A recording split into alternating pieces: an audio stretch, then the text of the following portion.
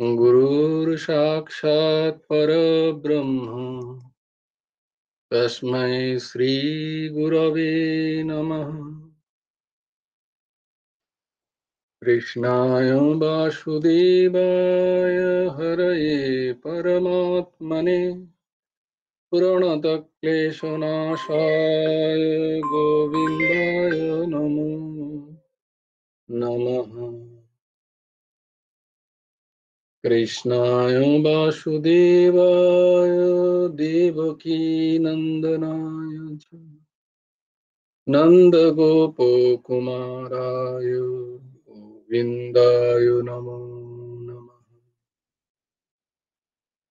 वसुदेवं सुतं देवं कंसचाणूरमर्दनं देवकी परमानन्दम् कृष्णं वन्दे जगद्गुरुम्।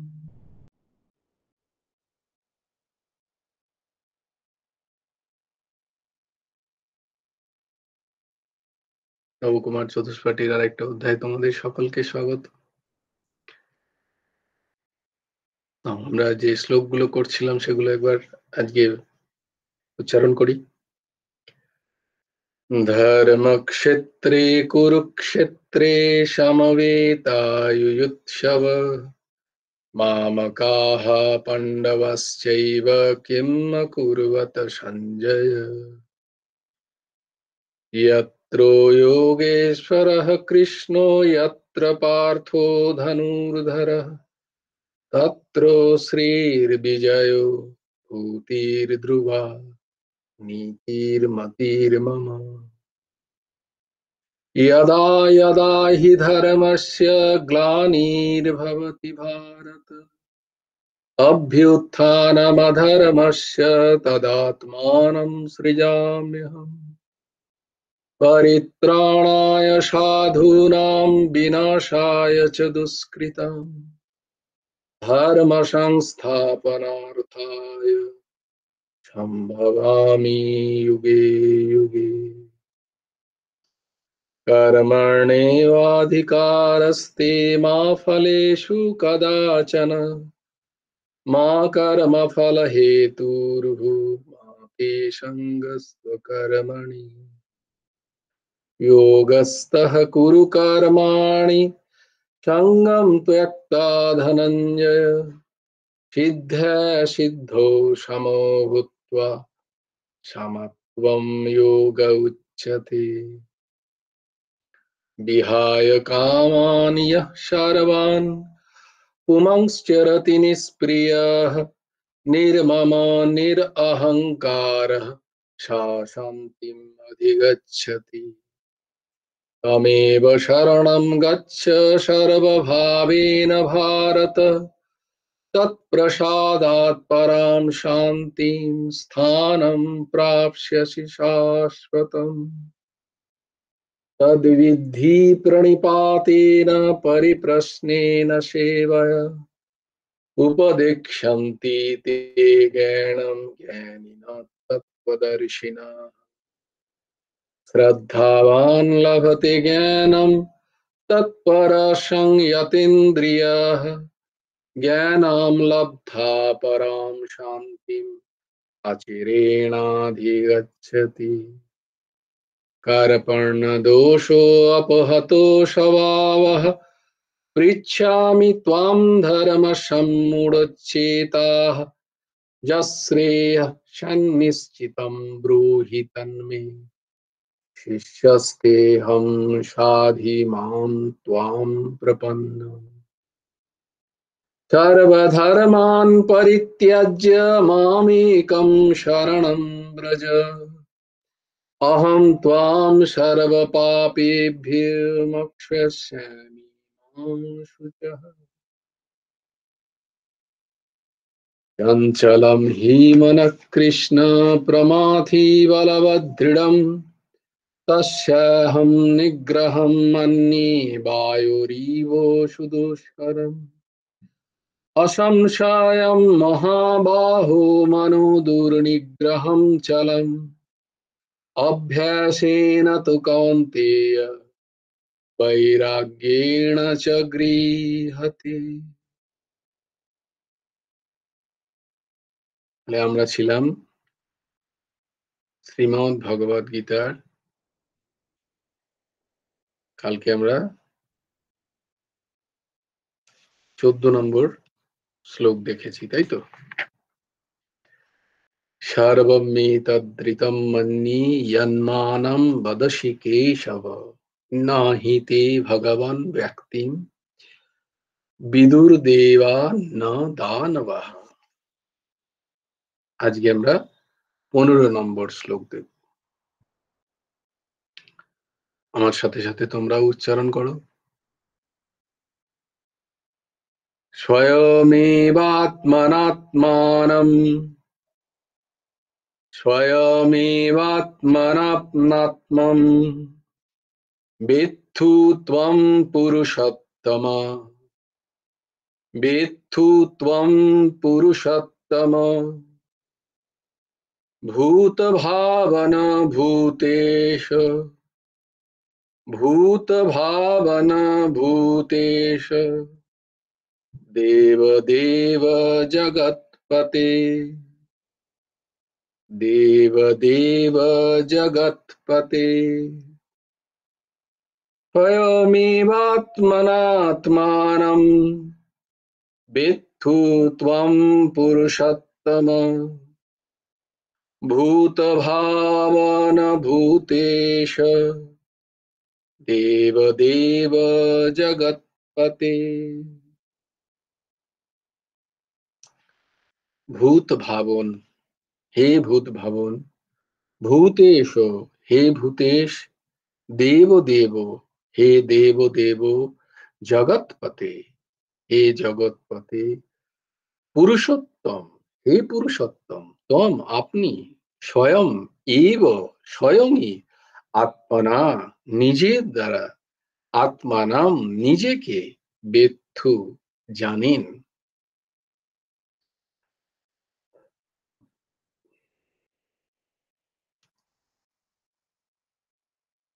সচ্চিদানন্দ সদ্গুরু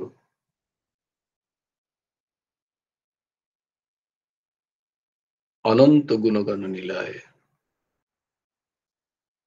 পরমহংস ঠাকুর শ্রী শ্রী হেমন্ত দেবজিও তার গুরুমুখে গীতা উপদেশ গ্রন্থে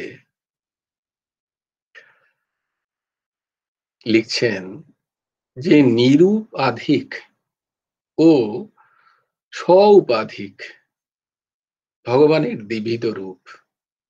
ভগবানের দুটো রূপ, একটা হচ্ছে নিরূপাধিক বা নিরূপাধিক, আর একটা হচ্ছে স্বউপাধিক। একটাতে ভগবানের কোনো উপাধি নেই, উপাধিহীন, আর একটা হচ্ছে উপাধি আছে ভগবানের।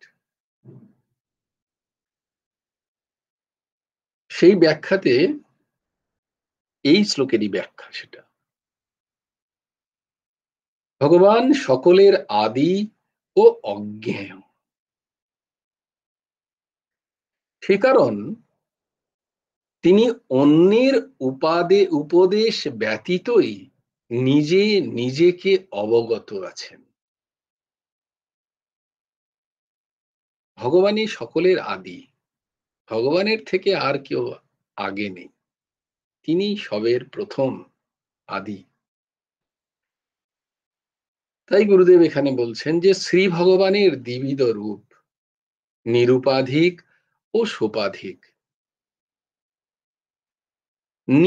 অতিশয়, নিরতিশয় জ্ঞানের ঐশ্বর্য দ্বারা তিনি শক্তিমান বলে তিনি স্ব-উপাধিক।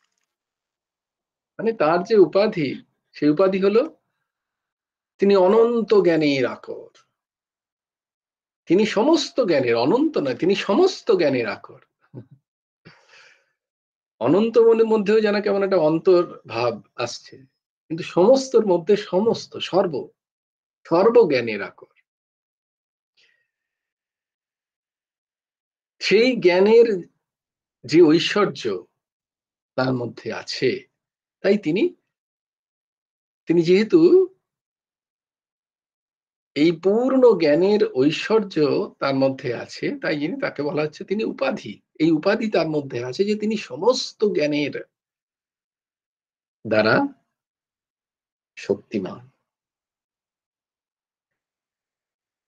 আর প্রত্যাজ্ঞাত বিষয়তা নিবন্ধন বলিয়া নিরপধিক। আসছে এর ব্যাখ্যা। ভগবান নিরুপাধিক, কারণ তিনি প্রত্যগাত্মা নন। তিনি প্রত্যগাত্মা কোনো বিষয় নন, তাকে জানা যাবে এরম কোনো বিষয় তিনি নন, তাই তিনি নিরুপাধিক। তাই তার মধ্যে কোনো উপাধিহীন, কারণ তিনি ভগবানকে জানা মানে আরেকটা বিষয়কে জানা, এটা এক নয়। ভগবান কোনো বিষয়ভূত নন। ভগবান নিজে কিন্তু তার এই দুটো দিককেই তিনি জানেন, এই দুটো স্বরূপকেই তিনি অবগত। ভগবান, শ্রী ভগবান যদি বলেন আমি অন্যের অজ্ঞেয় বিষয় কিরূপে জানিব, এই আশঙ্কা দূর করে প্রেম এবং উৎকণ্ঠা বশত বহু প্রকারে অর্জুন সম্বোধন করছেন, হে পুরুষোত্তম। পুরুষোত্তম অর্থে যাবতীয় পুরুষের শ্রেষ্ঠ, অর্থাৎ ভগবান অপেক্ষা যাবতীয় পুরুষই নিকৃষ্ট। তিনি সমস্ত পুরুষের শ্রেষ্ঠ। অতএব যারা নিকৃষ্ট ভগবানের থেকে, তাদের দ্বারা জ্ঞাত যে বিষয়, তা তো ভগবান জানেনি, কারণ ভগবান পুরুষ শ্রেষ্ঠ, সমস্ত পুরুষ তার থেকে নিকৃষ্ট, মানে তার থেকে ছোট। তাই তাদের দ্বারা যেগুলো জানা, তা তো ভগবান জানেনি। তার থেকে নিকৃষ্ট পুরুষরা জানেন না, তাদের তা অজ্ঞাত, সেটাও ভগবান জানেন, কারণ বাকি সমস্ত পুরুষ তার থেকে নিকৃষ্ট। তাই সেই পুরুষেরা যা জানে না, সেটাও ভগবান জানেন। তাই জন্যই ভগবানকে পুরুষোত্তম বলা হচ্ছে। শ্রী ভগবানের পুরুষোত্তমত্ব আরো যে চারটে সম্বোধন এখানে অর্জুন ভগবানকে করছেন, সেটা তার এই পুরুষোত্তমত্ব, যে তিনি পুরুষ শ্রেষ্ঠ, তার এই স্বরূপকে প্রকাশ করছে আরো চারটে সম্বোধনে। কি বলছেন না, হে ভূত ভাবন। ভূত ভাবন মানে সর্বভূতের যিনি জনক, সর্বভূতের জনক। ভূত মানে সৃষ্টি, যা আমরা বোধ হচ্ছে, যা সেইটাকে বলে ভূত। আমাদের বৈভবের ভূত নয়, তাই জন্যই বৈভবকে বললাম ভূত বলে কিছু নেই। ভূত মানে এই ভূত যেগুলো দেখছি, যা কিছু, এটাই ভূত, না ভূত না ভবিষ্যতে। তো সেই ভূত ভাবন, এই ভূতের যে সৃষ্টিকর্তা জনক, তিনি ভগবান।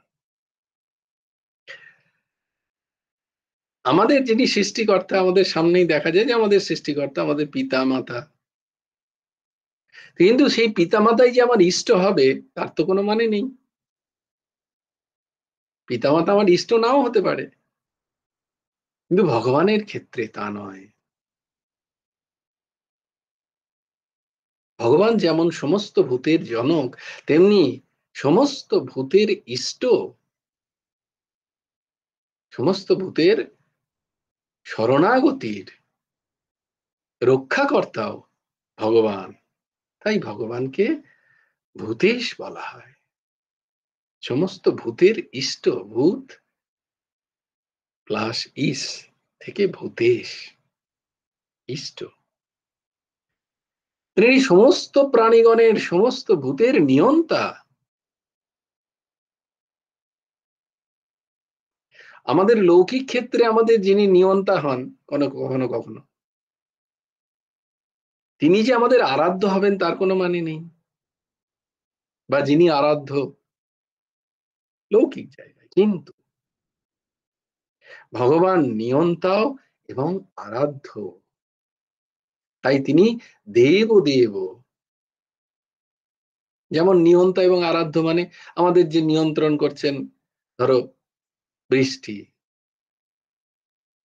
তার দেবতা বরুণ, অগ্নি দেবতা আদি আদি আমাদের নিয়ন্ত্রণ করছেন, এই পঞ্চভূত আদি। কিন্তু তারা যে আমার আরাধ্য হবে তার তো কোনো মানে নেই। কিন্তু ভগবানের ক্ষেত্রে তা নয়।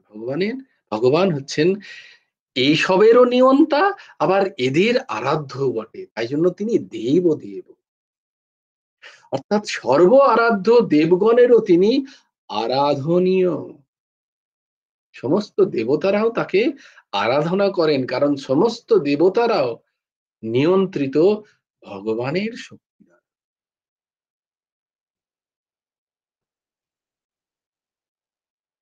আবার গুরুদেব লিখছেন যে আরাধ্য ব্যক্তিও পালয়িতা রূপ পতি না হইতে পারে। যাকে আমি আরাধ্য করছি তিনি যে আমাকে পালন করবেন তারও সম্ভাবনা খুব কম। কিন্তু ভগবান সেরম নয়। তিনি যেমন আমাদের আরাধ্য, তেমনি তিনি আমাদের পালনও করছেন। তাই তাকে সম্বোধন করছেন অর্জুন জগৎপতি বলে। অর্থাৎ তিনি হিত এবং অহিতের উপদেশকর্তা।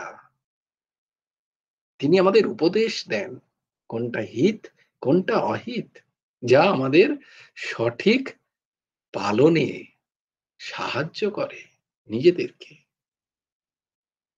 তাই এই সকল বিশেষণ বিশিষ্ট তুমি সকলের পিতা, গুরু, রাজা, অতএব সর্বপ্রকারে সকলের আরাধনীয়।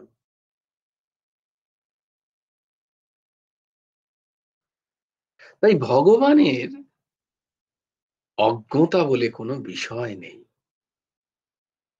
ভগবান সবার সবকিছু জানেন, কারণ তাঁর সংকল্প দ্বারাই এই সৃষ্টি উৎপন্ন হয়। তিনি ভূত ভাবন, দেবতাদেরও অধীশ্বর। তাই দেব দেব, ভূতেশ, জড় চেতন, স্থাবর জঙ্গম, এই সমস্ত জগতের যা কিছু আমি দেখতে পাচ্ছি, যা কিছু উপলব্ধি বা যা কিছু আমার দৃষ্টিগোচর নয়, এই জগতের সবকিছুর তিনিই পতি। তাই তিনি জগৎপতি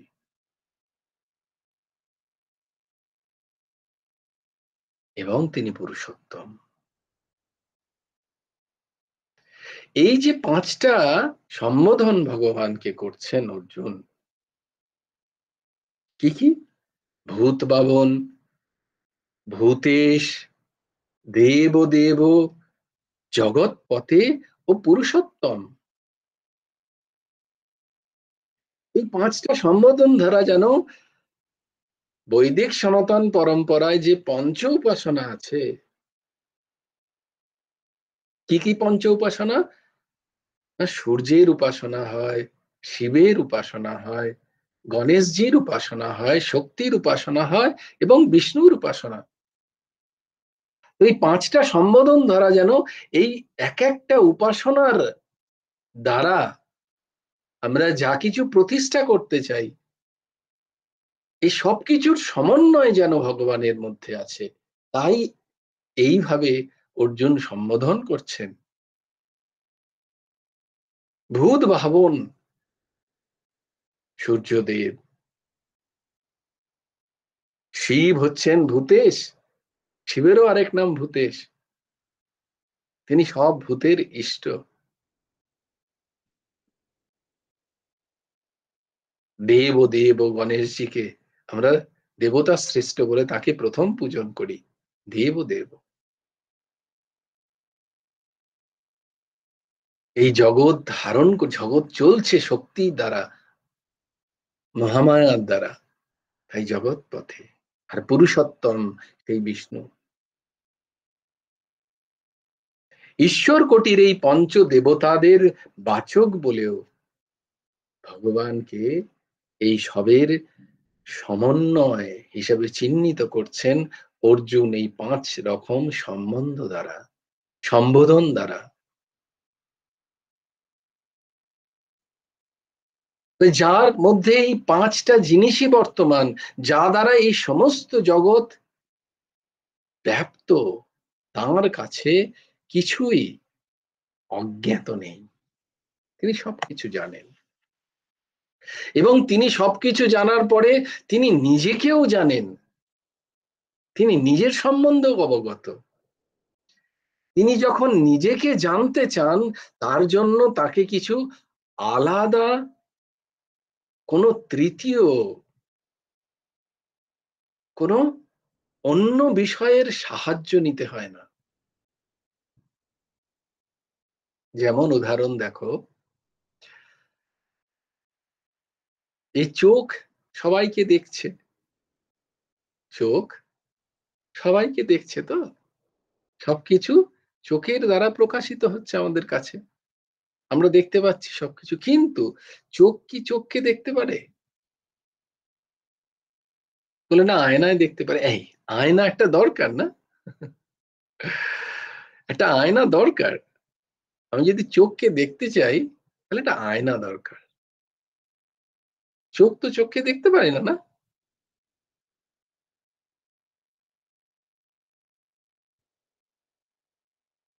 কিন্তু ভগবানের ক্ষেত্রে তা নয়। তিনি নিজের স্বরূপ সম্বন্ধে অবগত এবং পূর্ণ জ্ঞানী। তাই ঠাকুর লিখলেন প্রথমে যে এই যে স্বউপাধিক এবং নিরুপাধিক যে ভগবানের দুবিধ স্বরূপ, তার সম্বন্ধে তিনি অবগত। তার জন্য তার অন্য কোনো কিছুর প্রয়োজন হয় না, অন্য কোনো মাধ্যমের প্রয়োজন হয় না।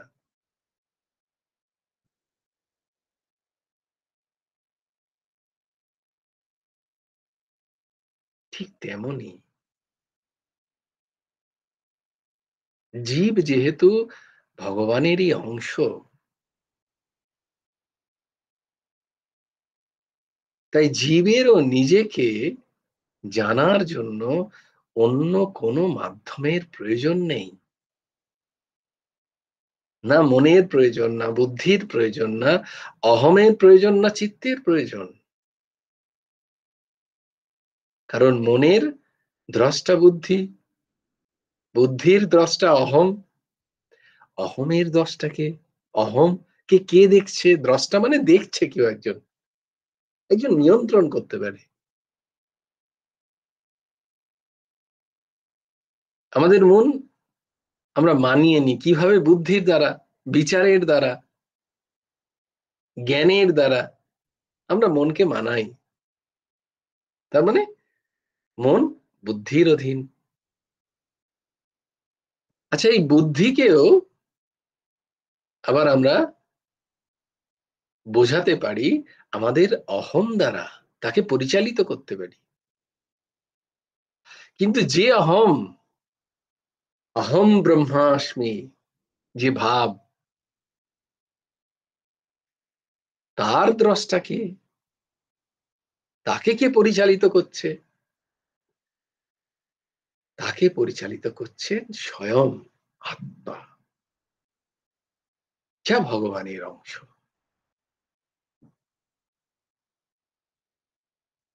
তাই এই যে স্বস্বরূপকে জানার জন্য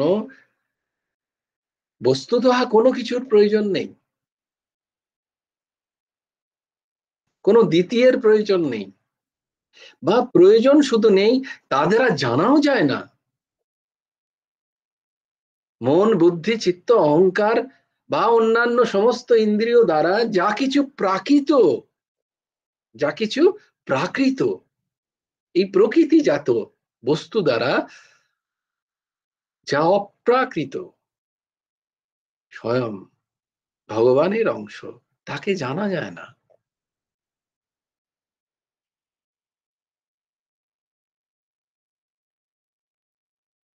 তাকে বোঝা যেতে পারে বুদ্ধির স্তরে, তার একটা অবয়ব তৈরি করা যেতে পারে, কিন্তু তাকে পূর্ণতয়া জানা যায় না। সেইটাই ভগবান তার আগের শ্লোকেও বললেন, যে আমি যতক্ষণ না জানাচ্ছি ততক্ষণ আমাকে কেউ পূর্ণরূপে জানতে পারে না। অর্জুন বললেন, তোমাকে ততটুকুই জানতে পারে কেউ যতটুকু তুমি তাকে জানাতে চাও। কারণ প্রাকৃত বস্তু দ্বারা অপ্রাকৃত ভগবত তত্ত্বকে জানা সম্ভব নয়।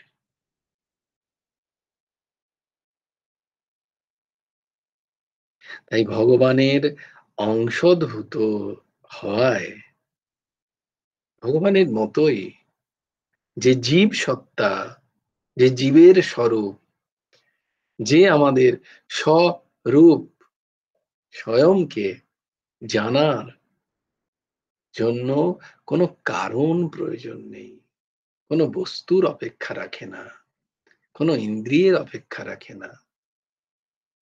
তা করণ নিরপেক্ষ, সে নিরপেক্ষ, তাকে স্বয়ং জানা যায়।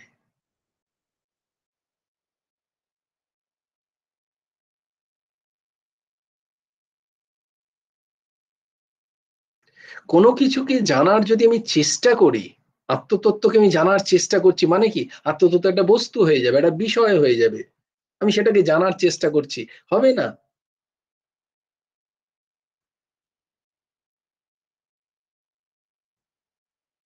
কারণ সে কোনো বিষয়ভূত নন।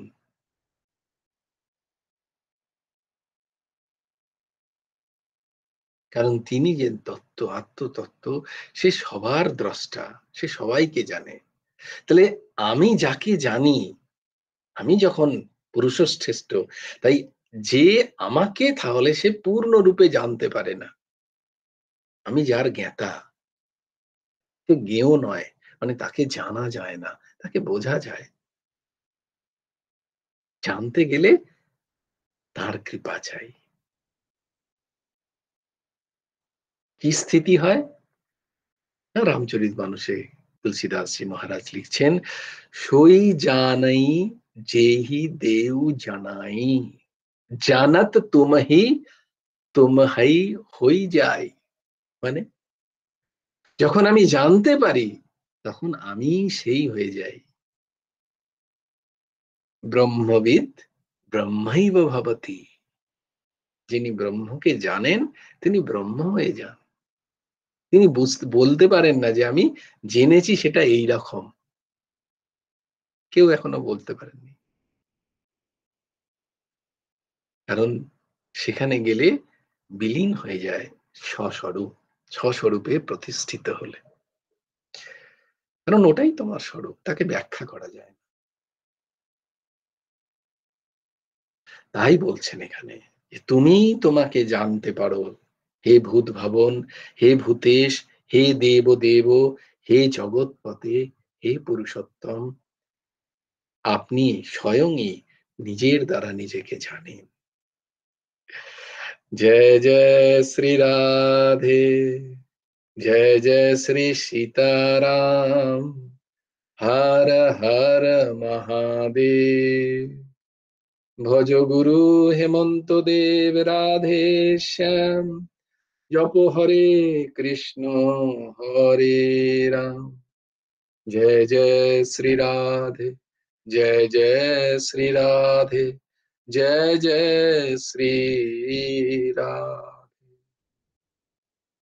হরি বল, হরি বল, হরি হরি বল। জয় গুরুদেব, জয় গুরুদেব, জয় গুরুদেব। জয় জয় পরমংশ ঠাকুর শ্রী শ্রী হেমন্ত দেব জিউর জয়। জয় গুরু রাধেশ্যাম।